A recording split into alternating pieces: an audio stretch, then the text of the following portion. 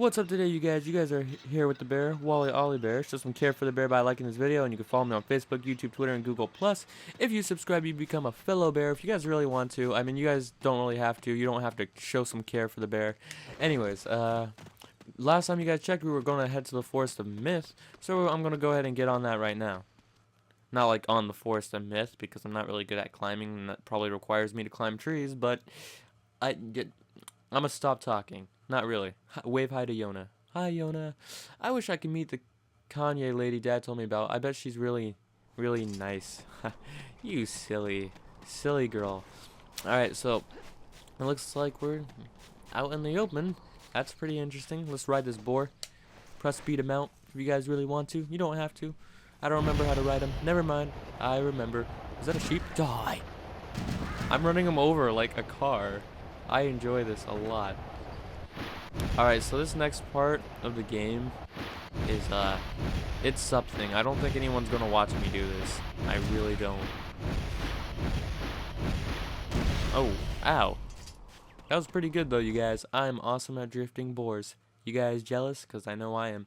I'm so jealous of myself that I cause my own problems. That's a lie. I do have my own problems though, because I overstress anything wrong that I do, like a lot.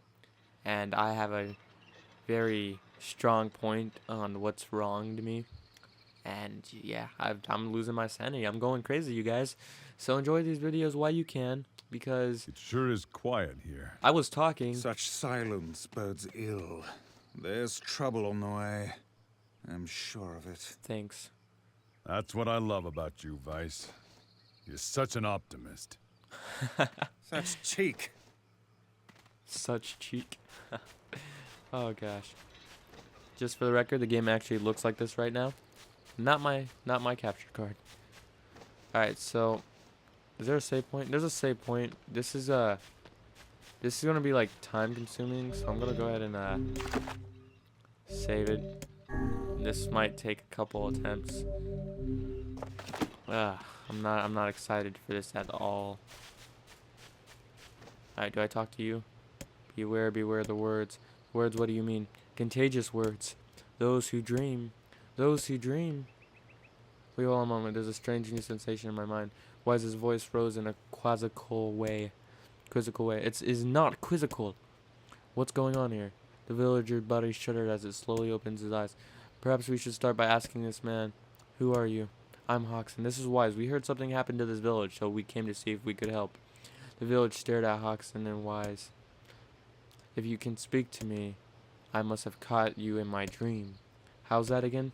The villager explained. In the past weeks, a mysterious disease called the death dream has spread across the Forest of Myth. Those who caught it were cursed to fall asleep and live forever within the words of their own dreams. The village may have determined that the death dream was spread from person to person by spoken words, but before he could learn more, the disease took him as well. Vice stared at the mayor, his mouth twitching slightly. Now see here, he said.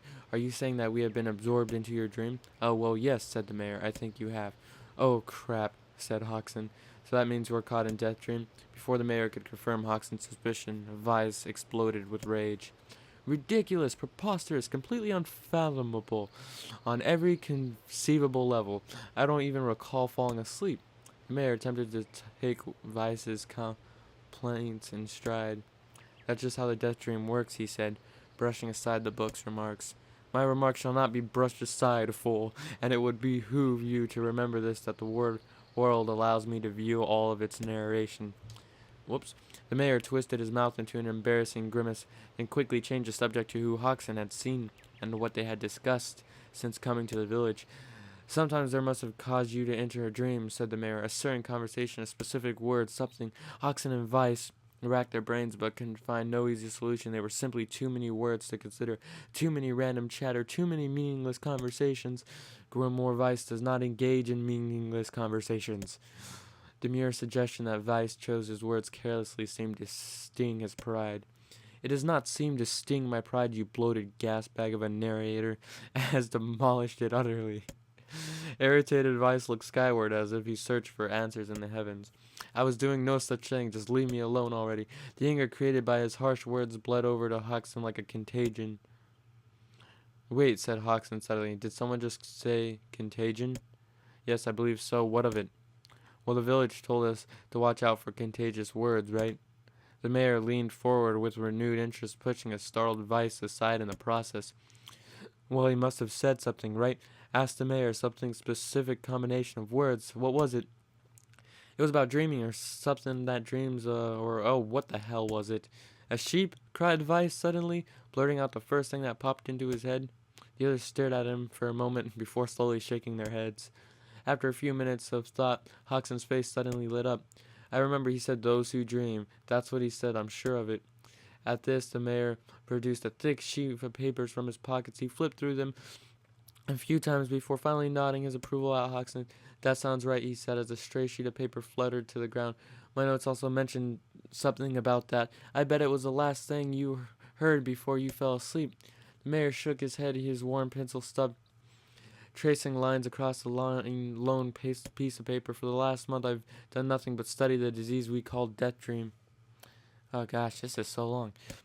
He said, I mean, I'm the mayor, right? It's my job to protect people from whatever comes along, but I never expect a couple of outsiders to start entering people's dreams. The mayor's paused, a grimace crossing his face. I should probably be taking notes of something. Vice immediately fired back. I applaud the force of will it takes to research a disease in your dreams, he said. But perhaps we should bend your efforts to escaping this place instead of trying to understand it. The mayor's hand tightened around his pencil, snapping it off the tip. I've tried to escape. From the very first moment I realized I was locked inside my own dream. I've been looking for a way out, but I don't think it exists. I mean, this is my dream, right? If there was an exit, I'd know about it. He paused for a moment, his unfocused eyes staring at nothing. My village was beautiful, he said to no one in particular, and it was filled with most wonderful people you could ever hope to meet. But once this disease took hold, things changed. It's like someone took a sponge and soaked all the color out of our lives. I was just want us to be whole again. I want us to be free. The mayor's voice took on a note of steely determination, and I won't stop trying until it happens. Hoxton nodded in agreement. Oh, wait a second. I didn't nod. Why are you... Look, if we can be of any help, said Hoxton, just ask. Now, hold on. I did not just say that. Silence, cried Vice. The Grimoire looked from Hoxton to the mayor and back again, his face filling with confidence. Grimoire Vice's face is always confident, thank you very much. Now see here, Mayor, you told us that nothing could exist in this dream without your knowing of it. But yet you seemed surprised to see us when we first arrived, yes? The mayor slowly raised his head in realization dawning on his face. Oh my God, he said, you're right. I had no idea you were coming. The human imagination is limitless engine, said Vice, and dreams are the fuel. If you can imagine an exit, then it must be so. With your permission, we shall search it out. Thank you, said the mayor. I don't know how I can repay you. Payment is not required. We are eager as you to be down with this place. The mayor suddenly felt as if he could breathe again. He almost forgotten what it was like. Good luck, you two, he called out on the departing forms of Hoxton and Vice. We're all counting on you. As Hoxton slowly faded into a misty forest, the mayor was struck by a sense of deja vu. I saw this man once before, he thought, but where? Hoxton's mood darkened as he trudged through the forest. Hours earlier, when the beauty of the place was still a new thing, he had been confident that they could get in, find the exit, and be home in time for dinner. But the deeper they went, the more the forest closed in around them. The mist made it difficult to see more than a foot in any direction, and moss-covered rocks seemed determined to twist his ankle. It's getting really hard to read. More than once, he'd be forced to steady himself on the rough bark of a tree, and his hands now left small trails of blood on everything he touched. Additionally, Vice was proving to be a spectacular poor traveling companion. Unhindered by either terrain or physical effort, he spent most of his time urging Hoxton to pick up the pace and grumbling about their slow progress. Finally, after Vice muttered something about legless turtles being more adept at navigating the environment, Hoxton snapped. You know what, Wise? He cried. Go to hell. We're stopping. I need to rest for a few minutes before I throw up. Hoxton leaned against a tree and tried to stretch the knots from his back.